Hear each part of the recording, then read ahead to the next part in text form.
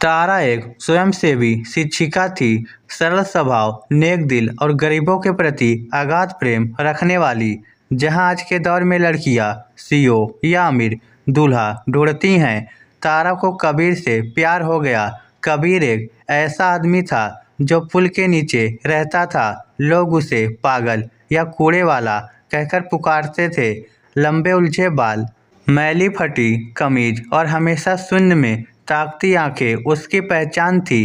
तारा रोज उसके लिए खाना लाती, उससे बातें करती, भले ही वह कभी जवाब नहीं देता था।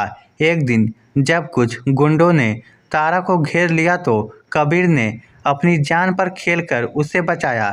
तब तारा को एहसास हुआ कि कबीर कोई अपराधी नहीं बल्कि एक टूटा हुआ इंसान है। उसने उसकी देखभाल की, उसे नहलाया धुलाया और नए कपड़े दिए। जब उन्होंने शादी करने का फैसला किया तो तारा का परिवार आग बबूला हो गया। क्या तुम्हारा दिमाग खराब हो गया है? उसकी बुआ जी चिल्लाई। वह एक भिखारी है, अनपढ़। उसे चाहे शेरवानी पहना दो फिर भी उसमें कचरे की ही बदबू आएगी। तुमने खानदान की नाक कटवा दी, लेकिन तारा अपने फैसले पर अडिग रही। शादी का दिन मंदिर तारा के अमीर रिश्तेदारों से भरा था। सबके चेहरे पर नफरत थी। लोग कानाफूसी कर रहे थे और छिपकर हंस रहे थे। कबीर बेदी पर खड़ा था। उसने शेरवानी पहनी थी, लेकिन उसके चेहरे पर संघर्ष की लकीरें साफ दिख रही थी। देखो तो, तारा की चचेरी बहन बुदबुदाई। अभी भी किसी अपराधी जैसा लग रहा है। शर्त लगा लो, इसे अपनी शादी की मंत्र तक पढ़नी नहीं आती होगी, बस सिर हिला देगा। पीछे बैठे लोग ठहाके मारने लगे। कबीर और तारा दोनों ने यह अपमान सुना। तारा की आंखों में आंसू थे। मंत्र पढ़ने का समय आया। हर कोई सन्नाटे में था, इस इंतजार में कि कबीर कब लड़खड़ाएगा, कब तारा को शर्मिंदगी झेलनी पड़ेगी। कबीर ने एक गहरी सांस ली और तारा की आंखों में देखा।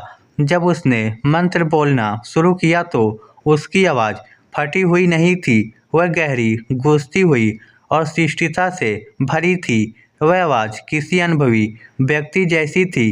कबीर ने शुद्ध और स्पष्ट संस्कृत में शुरू किया और संस्कृत के मंत्र का अनुवाद अंग्रेजी में करके बोला।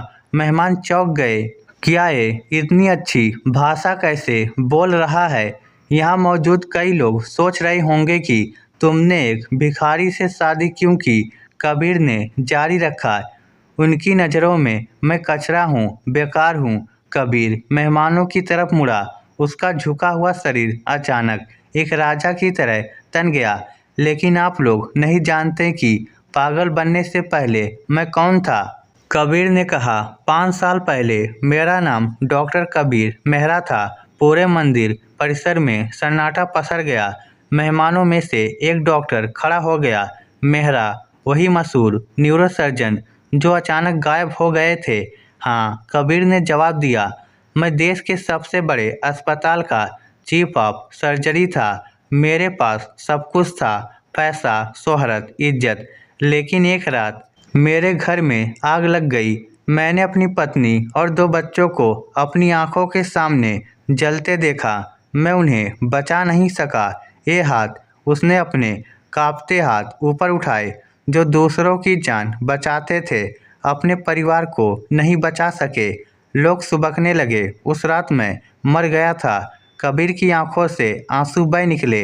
मैंने अपनी दौलत, अपनी उपाधि सब छोड़ दी। मैं सड़कों पर खुद को सजा देने के लिए भटकने लगा। मैं भूख और दुख से मर जाना चाहता था। उसने तारा की ओर देखा। लेकिन तुम आई तारा, तुमने मेरे चेहरे की गंदगी नहीं देखी। तुमने ये नहीं पूछा कि मैं कौन था। जब मैं भूखा था तुमने मुझे रोटी दी। जब मैं मरना चाहता था तुमने मुझे मुस्कुराहट दी। तुमने मुझे सिखाया कि अंधेरा चाहे कितना भी हो, रोशनी अभी बाकी है। कबीर घुटनों पर बैठ गया और तारा का हाथ थाम लिया। आज भगवान और इन लोगों के सामने जो मुझे तुच्छ समझते थे, मैं वादा करता हूँ तारा, जिस जिंदगी को तुमने बचाया है वह अब हर पल तुम्हारी है। एक डॉक्टर के रूप में नहीं, बल्कि उस इंसान के रूप में जो तुम्हारे प्यार की वजह से दोबारा जिंदा हुआ है। बुआ जी, जो कुछ देर पहले जहर उगल रही थी, अब शर्म से फूट फूट कर रो रही थी। जो रिश्तेदार हंस रहे थे, उन्होंने अपनी गर्दनें झुका ली थी। पंडित जी ने अपनी आंखें पोंछते हुए कहा, मैं तुम्हें पति पत्नी घोषित करता हूँ। पूरा मंदिर तालियों की गड़गड़ाहट से गूंज उठा। यह स्टैंडिंग ओवेशन इसलिए नहीं था कि वह डॉक्टर था, बल्कि इसलिए था क्योंकि उन्होंने सच्चे प्रेम की गहराई को महसूस किया था। शादी के बाद कई अस्पतालों ने कबीर को वापस बुलाना चाहा। उसने प्रस्ताव स्वीकार किया, लेकिन एक शर्त पर, वह गरीबों का मुफ्त इलाज करेगा।